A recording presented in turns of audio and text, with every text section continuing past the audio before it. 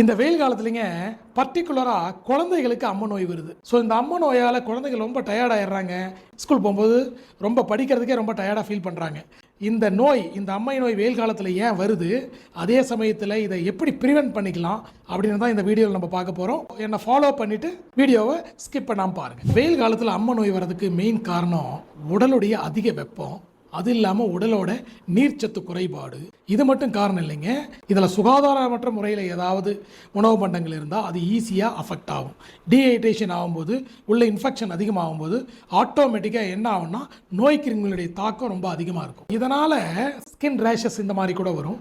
பர்டிகுலராக இந்த மாதிரி காலகட்டங்களில் அம்மை நோய் அப்படின்ற விஷயத்தில் வைரல் இன்ஃபெக்ஷன் சொல்லுவோம். வைரஸால் வரக்கூடியது தான் அம்மை நோய். அப்போது வைரஸ் பாக்டீரியாவை விட பவர்ஃபுல்லான ஒரு மைக்ரோ ஆர்கானிசம். இதுக்கு பர்டிகுலராக மெடிசன் கிடையாது. இதுக்கு மெயினாக நம்ம உடலை நீரேற்றமாக வச்சிருக்கிறது, அதாவது ஹைட்ரேஷனாக வச்சிருக்கிறது தான் மேட்ரு.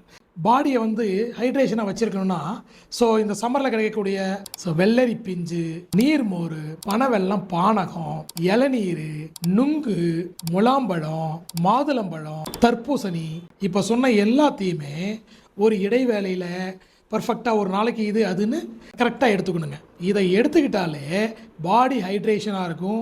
பாடி ஹைட்ரேஷனாக இருந்தாலே ஆட்டோமேட்டிக்காக வைரல் இன்ஃபெக்ஷன் நம்மளை அவ்வளோ சீக்கிரம் பாதிக்காது. Not only viral infection, any infection பாதிக்கிறது கம்மியாயிரும். நம்மளுடைய இம்யூனிட்டி பவரும் கூடும். கண்டிப்பாக இந்த சம்மரில் அம்மை நோயிலிருந்து நம்மளை விடுவிச்சிக்கலாம்.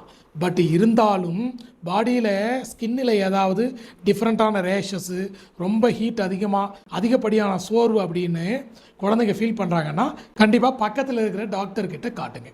தேங்க்யூ.